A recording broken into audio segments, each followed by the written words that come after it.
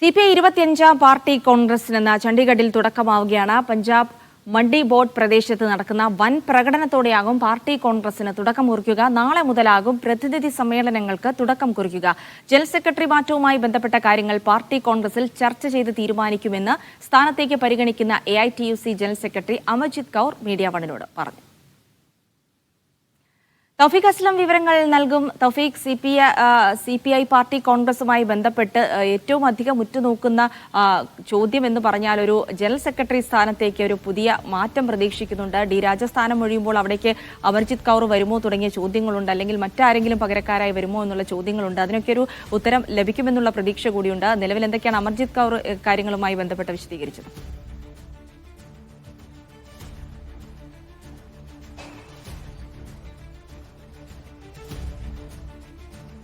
അജൽസി, ഇന്ന് വൈകുന്നേരത്തോടു കൂടിയാണ് CPIയുടെ 25ാമത് പാർട്ടി കോൺഗ്രസ് ചണ്ഡീഗഡിൽ ആരംഭിക്കുന്നത്.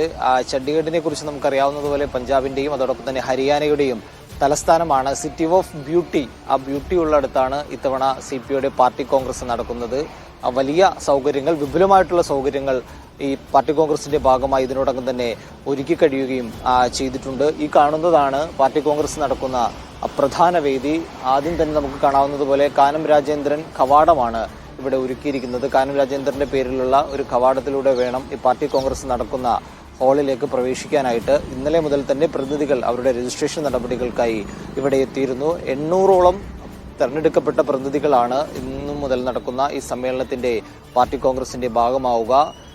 സുധാകർ റെഡ്ഡി നഗർ എന്നാണ് ഈ പാർട്ടി കോൺഗ്രസ് നടക്കുന്ന വേദിക്ക് പേരിട്ടിരിക്കുന്നത്. കേരളത്തിൽ നിന്നടക്കമുള്ള 800ലധികം പ്രതിനിധികൾ ഈ സമ്മേളനത്തിന് പാർട്ടി കോൺഗ്രസിന്റെ ഭാഗമാവുകയും ചെയ്യും. വിപുലമായിട്ടുള്ള ഒരുക്കങ്ങൾ കഴിഞ്ഞ ദിവസം മുതൽ തന്നെ ആരംഭിച്ചിരുന്നു. ഇന്ന് രാവിലെ 11 മണിക്കാണ് ഒരു റാലി സംഘടിപ്പിച്ചിരിക്കുന്നത്. അത് ഇവിടെ നിന്ന് 9 കിലോമീറ്റർ അകലെയുള്ള പഞ്ചാബ് മണ്ഡി ബോർഡിലാണ് ആ റാലി സംഘടിപ്പിക്കുന്നത്. ആ റാലിയിൽ നിരവധി ആളുകൾ പങ്കെടുക്കും. ആ റാലിക്ക് ശേഷം ഒരു പൊതുസമ്മേളനം ഉണ്ടാകും. ഇന്ന് ഈ 2 പരിപാടികൾ മാത്രമായിരിക്കും ഇന്നുണ്ടാവുക. അതിനുശേഷം നാളെ മുതലായിരിക്കും പ്രതിനിധി ചർച്ചകൾ ഉൾപ്പെടെ ഇവിടെ ആരംഭിക്കുക.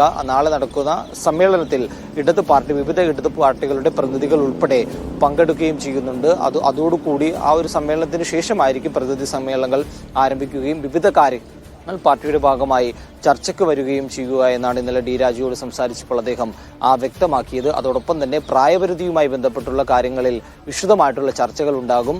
സെക്രട്ടറി സ്ഥാനത്ത് നിന്നും ഡി രാജ മാറുമോ ഇല്ലയോ എന്നുള്ളതാണ് ഒരു പ്രധാന ചർച്ചയായി പാർട്ടി കോൺഗ്രസിൽ വരിക. ഇന്നലെ അമർജിത് കൗറുമായി നമ്മൾ സംസാരിച്ചിരുന്നു. ഡി രാജ മാറുകയാണെങ്കിൽ അടുത്ത പേര് നിർദ്ദേശിക്കുക അല്ലെങ്കിൽ പരിഗണനയിലുള്ളത് അമർജിത് കൗറിന്റേതാണ്. അതുകൊണ്ട് തന്നെ അമർജിത് കൗറിനോട് ഇന്നലെ ആ വിഷയം നമ്മൾ വിശദമായി സംസാരിച്ചിരുന്നു. എന്നാൽ നിലവിൽ അത്തരത്തിലുള്ള ചർച്ചകൾ ഒന്നുമില്ല. പാർട്ടി കോൺഗ്രസിൽ ഒരു അജണ്ടയുണ്ട്. അജണ്ടയുടെ ഭാഗമായി അത് വരികയാണെങ്കിൽ അത് ആ സമയം ചർച്ച ചെയ്യുമെന്നാണ് അമർജിത് കൗർ ഇന്നലെ അറിയിച്ചത്. എന്നാൽ ഡി രാജയോ അതിനോടുള്ള ചോദ്യങ്ങളിൽ നിന്ന് ഡി രാജ ഒഴിഞ്ഞു മാറുകയും ചെയ്തിരുന്നു. ആനി രാജയോടും അതുമായി ബന്ധപ്പെട്ടുള്ള കാര്യങ്ങൾ ചോദിച്ചിരുന്നു. അതെല്ലാം പാർട്ടി കോൺഗ്രസിൽ ചർച്ച ചെയ്യുമെന്നായിരുന്നു ആനി രാജ പറഞ്ഞത്. അടുത്ത 5 ദിവസം വലിയ ക്രമീകരണങ്ങളോടെയുള്ള ഒരു പാർട്ടി കോൺഗ്രസ് ആയിരിക്കും നടക്കുക. രാജ്യത്തെ വിവിധ ഇടങ്ങൾ, ദേശീയ അന്തർദേശീയ വിഷയങ്ങൾ ഉൾപ്പെടെ ഈ പാർട്ടി കോൺഗ്രസിന്റെ ഭാഗമായി CPI ചർച്ച ചെയ്യുകയും ചെയ്യും.